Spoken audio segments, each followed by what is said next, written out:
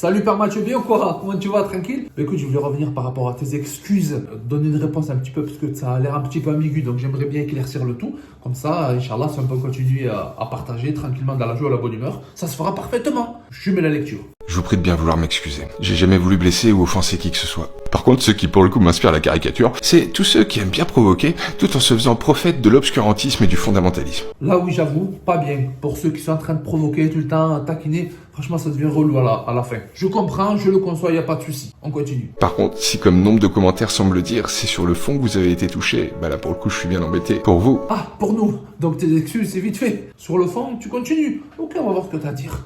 parce qu'en fait ce que j'ai dit, la plus grande encyclopédie du monde le dit de façon encore plus laconique que moi. Alors certes, on peut penser ce qu'on veut de Wikipédia, n'empêche que c'est ce qu'ils affirment, et dès le 3e paragraphe de l'article Coran, à tous leurs milliards d'utilisateurs à travers le monde. Et il n'y a aucune note pour dire qu'il faut se méfier de la crédibilité de l'article. Là, par contre, je t'arrête de suite, Père Mathieu. Aucune note pour décrédibiliser, mais c'est pas ce que je dis.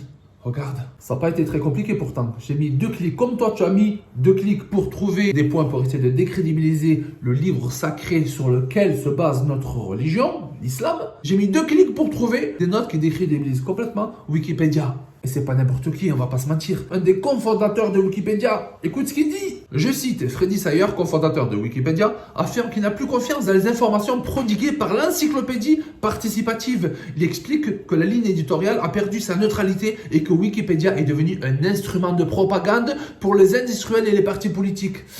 Ah, ça pique. On va pas se mentir. Et c'est pas fini. Il est plus long. Je vais te lire juste quelques parties de manière de, tu vois, avec 6,1 milliards de visites par mois. Chaque internaute peut y contribuer. Avant, il y avait une validation systématique. Ce n'est plus le cas. Freddy Sayers a confondé Wikipédia. Cela fait presque 15 ans qu'il a quitté le navire. Merci. Cordialement. Et là, je te rejoins aussi. Jésus nous disait, la vérité vous rendra libre. Avoue la vérité, avoue tes torts. Tu t'es trompé, ça va te libérer, ça va te faire du bien. Et je tenais à revenir sur ça, cette vidéo-là, là où tu dis qu'il y a eu des changements et transformations. Mais tu n'as pas précisé. J'attends toujours ta réponse sur la vidéo que j'ai faite. Quels sont ces changements et transformations que tu insinues? Donc n'hésite pas. Inch'Allah, on est là, on est ensemble. Partage-moi ça et on en discute dans la joie et la bonne humeur. Et sinon, ce sera plus Père Mathieu, mais ce sera plutôt Père Castor, raconte-nous une histoire. Désolé, je voulais pas rentrer dans ce genre de pseudo-clash. Soit tu vas jusqu'au bout de tes propos, soit tu t'abstiens. Soit tu avoues, soit on va jusqu'au bout. Donc soit c'est Père Mathieu, ou soit ça sera, à partir de maintenant, Père Castor, si je n'ai pas de retour. Merci, cordialement. Que Dieu te guide. Père Castor, raconte-nous une histoire. Et un salam à toute la meute.